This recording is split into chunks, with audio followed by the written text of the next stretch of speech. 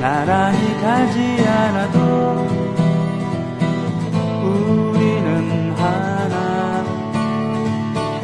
세상은 힘들게 해도 우리는 조합원. 우리는 하나.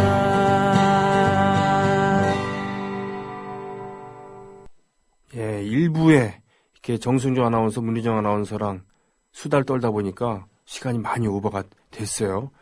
예, 민중가요 이야기를 들려주시는 서정민갑 씨 모셨습니다. 안녕하십니까? 안녕하십니까? 투쟁. 네, 안녕하십니까? 네, 투쟁?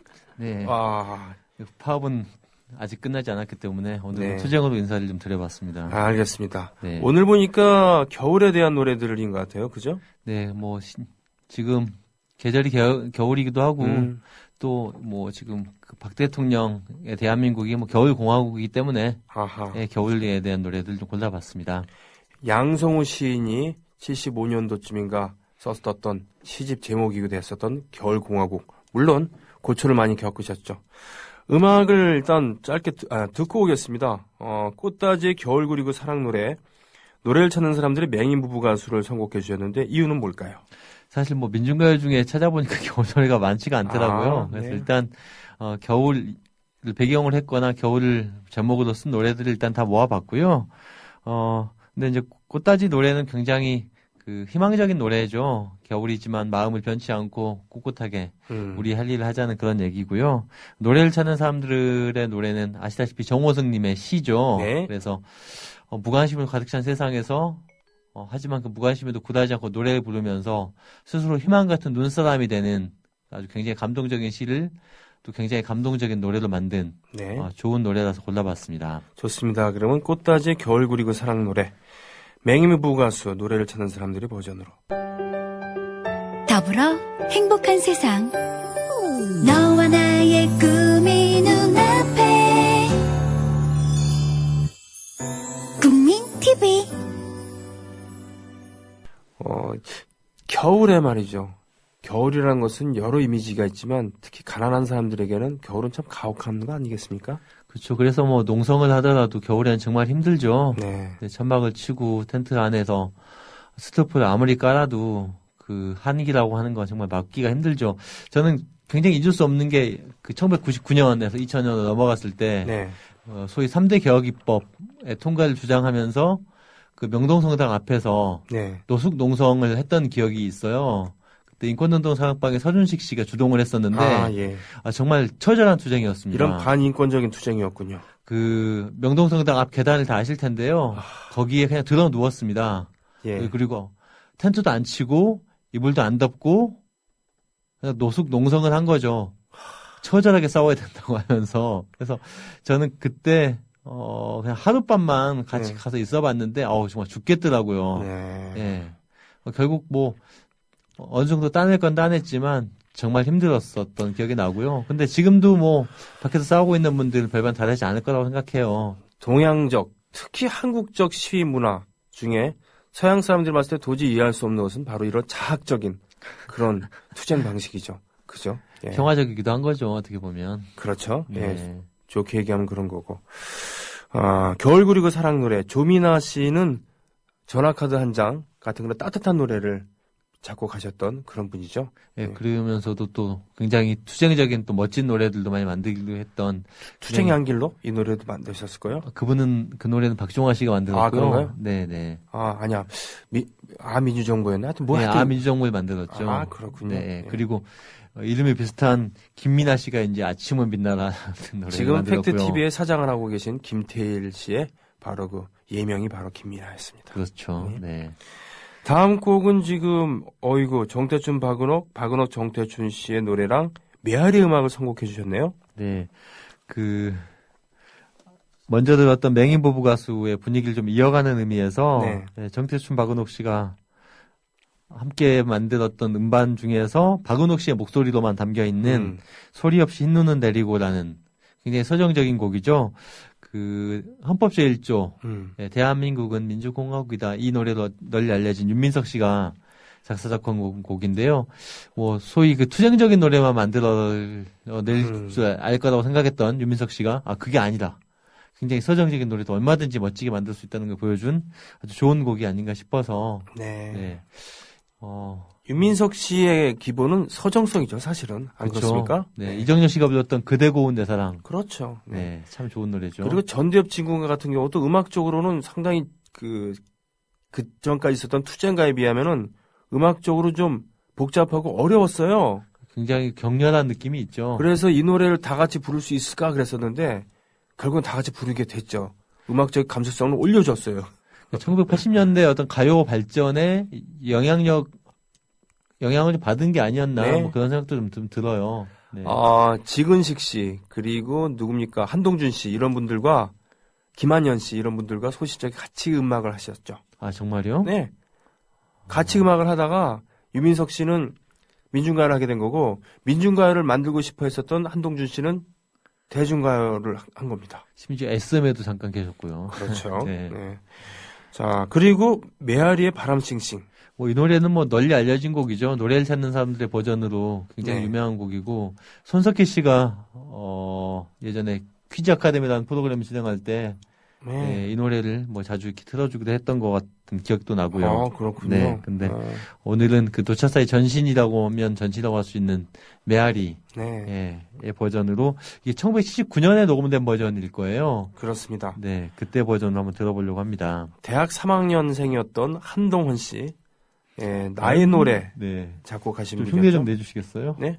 아무것도 가진 것. 뭐 이렇게 처절하게 불렀었던. 네, 그렇죠. 컨츄리 스타일을 굉장히 강하게 풍겨냈던 굉장히 독특한 감성이었어요. 그러니까 뭐냐면 메아리 그러니까 80년대 들어와서 좀 더 투쟁적인 전투적인 조직이 아닌 초창기 메아리는 포크 정서가 물씬 묻어났기 때문에 어떻게 보면은 다양한 감성을 갖고 다양한 목소리를 가진 그런 제주꾼들이 모여들었었던 거죠. 그렇죠. 그런데 이제 뭐랄까 좀 급진화되면서 네. 순수하게 음악을 하려고 했던 분들이 결국 좀 기세가 눌리면서 그렇죠. 네, 좀 네. 민중가요의 어떤 투쟁성이 더 강하게 부각이 됐던 측면들도 있었죠. 뭐 전 그것에 대해서 옳다 그르다라고 얘기할 수 없을 거라고 봐요. 시대의 자연스러운 추세라고 볼 수도 있는 거니까. 그죠? 네.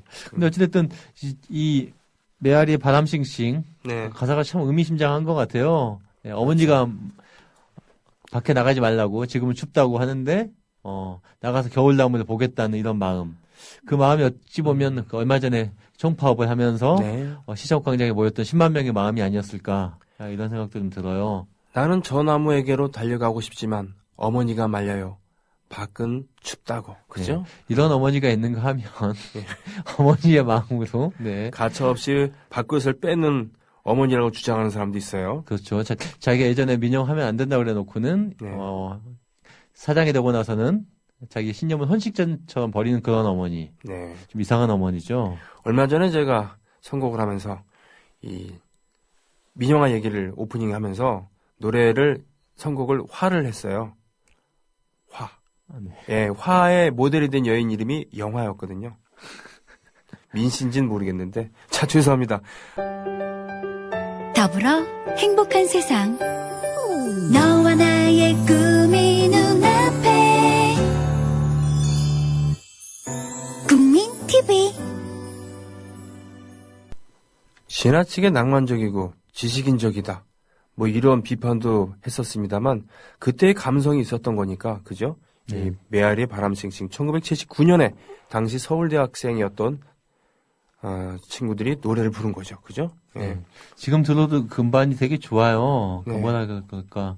어떤 순수함의 아우라 같은 것들이 아무리 그 음악으로 훈련을 많이 한다고 해도 나오는 게 아니거든요. 그렇죠. 그런 걸 만들어냈다는 점에서 이 음반은 정말 음악적으로도 좋을 뿐만 아니라 어떤 기록으로서의 소중한 가치가 있는 게 아닌가 그런 생각이 좀 자주 들더라고요. 가던 서울대 앞에 카페에서 네. 녹음기를 가지고 투트랙 녹음기 그냥 보통 쓰던 녹음기 릴테이프를 거는 녹음기를 가지고 녹음했다고 하죠. 그렇죠. 그 멤버 중에 한 명이 거기서 아르바이트를 했는데 네. 카페에서 쉬는 날 쉬는 날 몰래 녹음을 했고 그걸 이제 팔았는데 꽤 잘 팔렸다고 그렇죠. 하고요.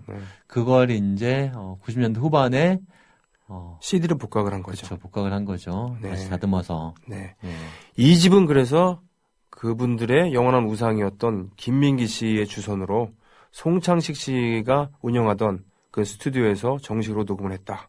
물론 정식으로 녹음실에서 한 거지 대놓고 녹음한 건 아니라는 그런 얘기 있습니다. 그 아까 노래 자세히 들어보면 김창남 교수님의 목소리가 좀 더 들려요. 아하, 그게 참 그렇군요. 재밌더라고요. 네. 자, 마지막으로 선곡해 주신 것은 박노해 씨, 한대수 작곡. 이거 참 특이한 조합인데요. 그 박노해 씨의 노동의 새벽을 기념하는 음반이 나온 적이 있었죠. 네. 네. 그 시집에 실렸던 곡들 중에서 이미 노래도 만들어졌던 곡들 네. 그리고 음반을 만들면서 새롭게 노래를 만드는 곡들을 섞어서 네네. 음반을 냈었는데요. 뭐 아시다시피 박노해 씨는 한국의 노동문학의 상징과 같은 존재이고 그렇죠. 또 그분의 시가 좋은 민중가요가 된 것이 여러 곡이 있었죠. 네네. 근데 이 앨범에는 또 뭐 홍병기 선생님이라든지 언니네 발관, 네. 뭐 한대수님 이런 분들이 함께 작업을 하면서 굉장히 음악적으로도 들을만한 음반을 만들어내지 않았나 싶었는데요. 네. 그 중에서 한대수님이 불렀던 겨울새를 본다라는 이주 곡. 노동자에 대한 이야기죠. 네, 그죠? 중랑천에 있는 겨울새를 보면서 이주 노동자들의 삶과 그들의 어떤 이동 같은 것 네. 이런 것들 생각해보는 그런 노래인데요. 노래가 굉장히 길어요. 한 8분 정도 되는데 네. 한대수님이 보여주고 있는 어떤 락 스피릿 그리고 예술적 완성도를 굉장히 잘 보여주는 굉장히 좋은 곡인 것 같아요. 중간에 그 퍼커션도 연주하고 또 포르투갈 말로 쫙 얘기해 주는 게 바로 브라질 출신의 이주 노동자가 실제로 피처링을 한 거죠. 그렇죠. 예. 굉장히 좀 사이키델릭한 면도 있고요. 네. 그래서 우리가 뭐 행복의 나라로 물 좀 주소. 네. 이때 한대수님만을 생각했던 분이라면 이 노래를 들어보면 한대수 씨가 계속 현재 진행의 뮤지션이라는 걸 좀 확인할 수 있는 좋은 곡이 아닌가 싶어요. 저도 이 음반에 참여했습니다만 이 겨울새를 본다 이 음원을 듣고 매우 기뻐했던 그런 기억이 납니다. 네. 예, 그렇게 훌륭한 음악을 만들어 주셔서 고맙습니다, 선배님. 이렇게 얘기하고 싶은 심정이었죠. 예. 네. 자, 오늘도 서정민갑 씨와 함께 했었던 민중가요 이야기, 겨울 이야기들을 함께 나눴습니다. 고맙습니다. 감사합니다. 자, 애국 시민 여러분, 해외 동포 여러분, 그리고 동네 주민 여러분, 오늘은 이것으로 마치겠습니다. 자, 돌아오는 1월 3일 날 뵙겠습니다. 고맙습니다.